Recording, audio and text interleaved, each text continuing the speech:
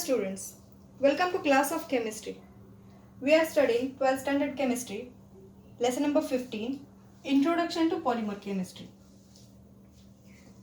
So in last session, we had studied about types of polymers based on their source of origin.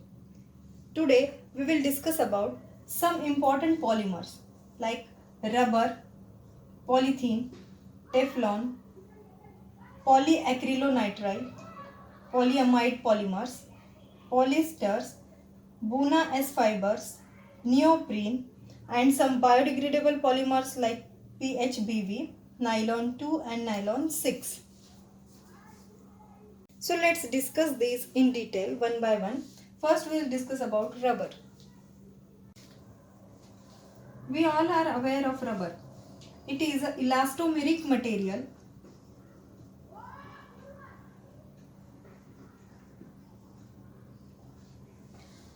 It is also called as elastomer.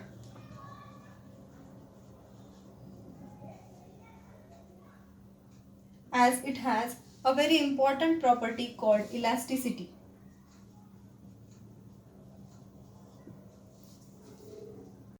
Elasticity is the property by which a substance gets stretched by external force and restores its original shape on release of that force.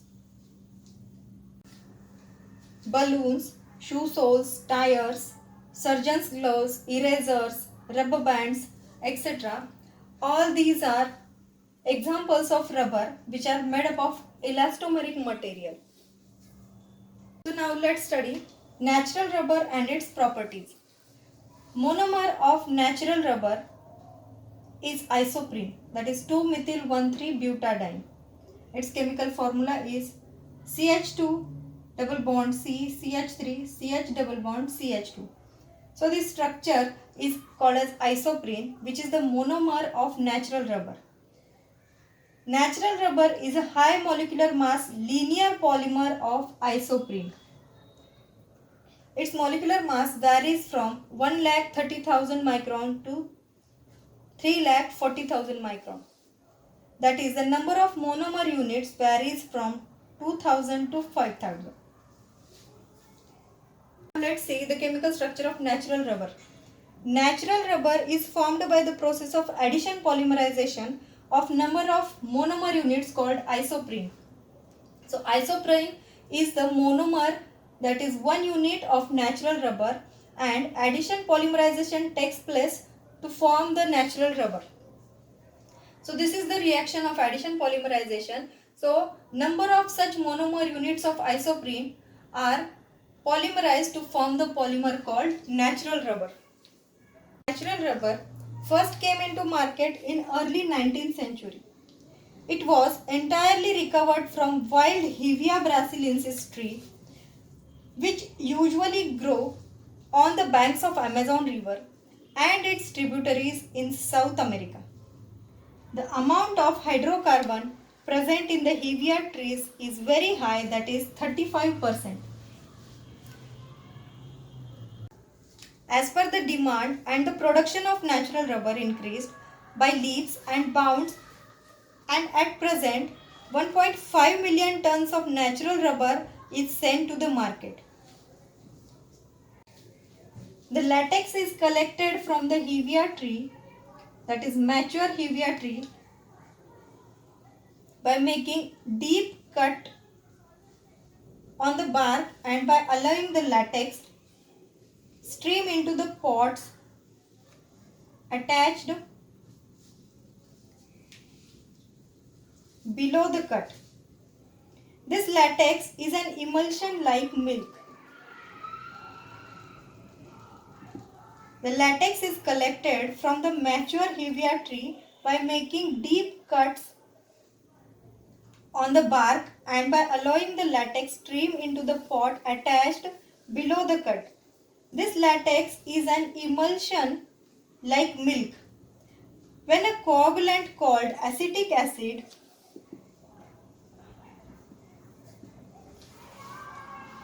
is added to the latex, the rubber hydrocarbon gets coagulated in the amorphous solid form.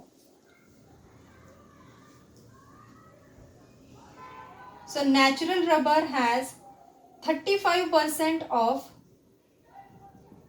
hydrocarbon, and when this acetic acid is added, this is a coagulant for this natural rubber. When this acetic acid is added to the latex, the rubber hydrocarbon gets coagulated in the amorphous solid form. Properties of natural rubber. Polyisoprene molecule has cis configuration of the carbon-carbon double bond. All of you know what is cis configuration. So this is the cis configuration and this is trans configuration, which we had already studied in the basic concepts of chemistry. So polyisoprene molecule has cis configuration of the carbon-carbon double bond. It consists of various chains held together by weak van der Waals forces. The chains are held together with weak van der Waals forces and has coiled structure. So it can be stretched like a spring and exhibit elastic property. To improve these physical properties of natural rubber, a process called vulcanization is carried out.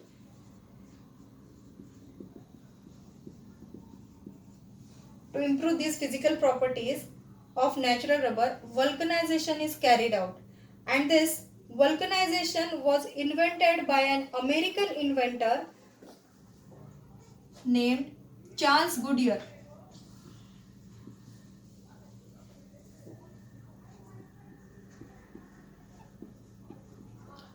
In the year 1839. Charles Goodyear invented vulcanization in the year 1839 to improve the properties of natural rubber. Vulcanization of natural rubber, the process by which a network of crosslinks is introduced into the elastomer is called as vulcanization.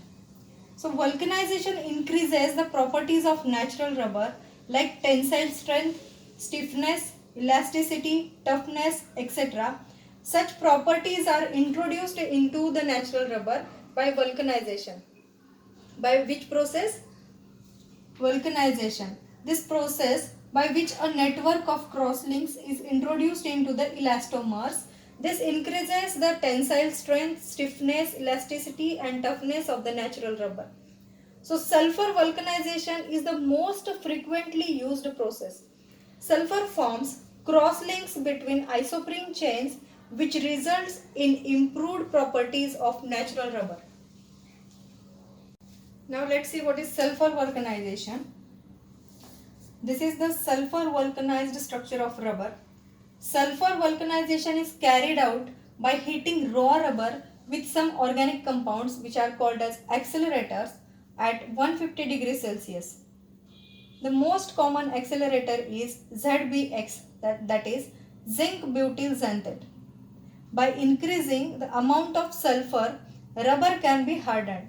That means when the amount of sulfur is increased in the mixture, the rubber becomes harder. For example, when the amount of sulfur is raised to 40 to 45%, a non-elastic hard material which is commonly known as ebonite is obtained. So this is sulfur vulcanization, and sulfur vulcanization is the commonly used or frequently used vulcanization process for the vulcanization of natural rubber. So this is about the rubber. In next video we will discuss about remaining polymers.